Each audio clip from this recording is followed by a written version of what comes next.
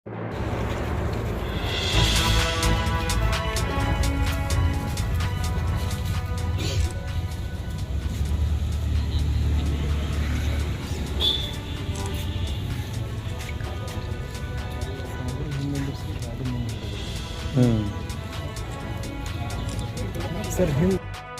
ಹಿಂದಕ್ಕೆ ಬರ್ರಿ, ಸ್ವಲ್ಪ ಹಿಂದಕ್ಕೆ ಬರ್ರಿ, ಸ್ವಲ್ಪ ಹಿಂದಕ್ಕೆ ಬರ್ರಿ.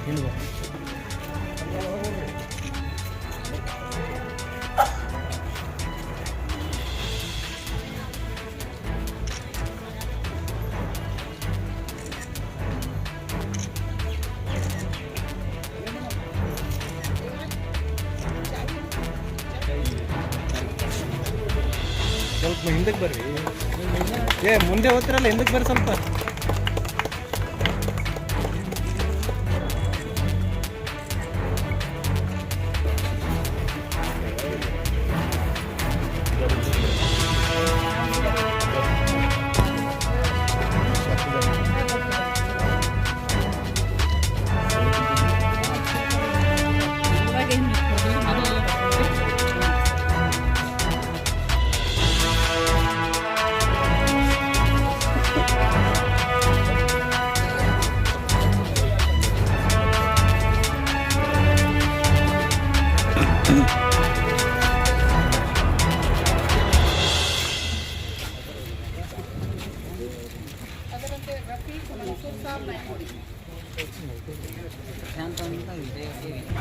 ಹಲೋ,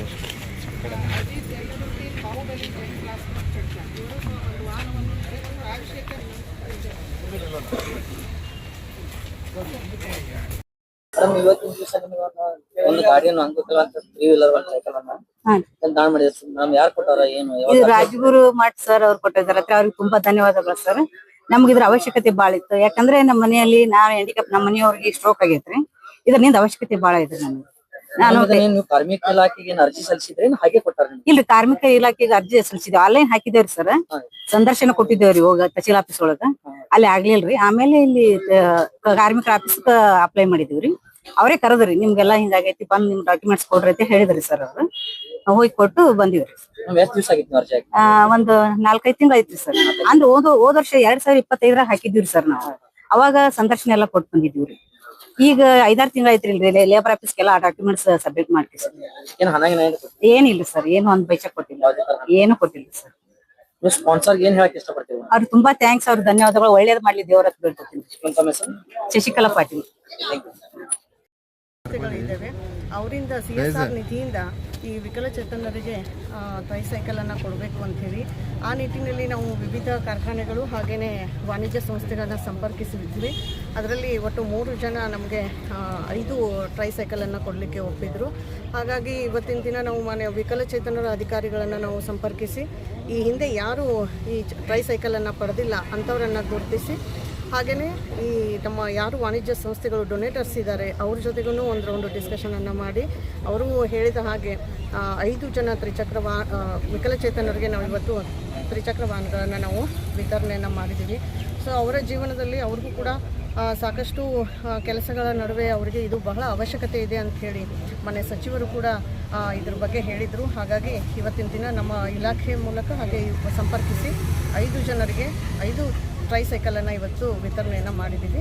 ಹಾಗಾಗಿನೇ ಇವತ್ತು ಮಾನ್ಯ ಜಿಲ್ಲಾಧಿಕಾರಿಗಳು, ಮಾನ್ಯ ಜಿಲ್ಲಾ ಪಂಚಾಯತಿಯ ಮುಖ್ಯ ಕಾರ್ಯನಿರ್ವಾಹಕ ಅಧಿಕಾರಿಗಳು ಇದನ್ನು ಇವತ್ತು ವಿತರಣೆ ಮಾಡಿದ್ದಾರೆ. ಜೊತೆಗೆ ನಮಗೆ ಯಾರು ಡೊನೇಟರ್ಸ್ ಇದ್ದಾರೆ, ಗ್ರೀನ್ಕೋ ಕಂಪನಿ ಆಗಿರ್ಬೋದು, ರಾಜ್ಗುರು ಫುಡ್ಸ್, ಹಾಗೆಯೇ ಬಾಹುಬಲಿ ಚರ್ಚನ್ದವರು ಕೂಡ ಇವತ್ತು ಪ್ರೆಸೆಂಟ್ ಇದ್ದಾರೆ. ಅವರು ಕೂಡ ಈ ಒಂದು ಟ್ರೈಸೈಕಲನ್ನು ಕೊಟ್ಟಿದ್ದಕ್ಕಾಗಿ ನಮ್ಮ ಇಲಾಖೆಯ ಪರವಾಗಿ ಹಾಗೂ ಎಲ್ಲ ವಿಕಲಚೇತನರ ಪರವಾಗಿ ಅವರಿಗೆ ಧನ್ಯವಾದಗಳನ್ನು ತಿಳಿಸ್ತೀನಿ. Thank you.